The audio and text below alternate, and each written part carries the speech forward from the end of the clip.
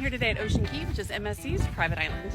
Ocean Cay Private Marine Reserve is one of my favorite cruise line private islands. I like that it's not a tender port, so you can just step right off and you're there on the pier. And unlike some other cruise lines, this actually is an island and it is private. Basically, the crew live here and that's it.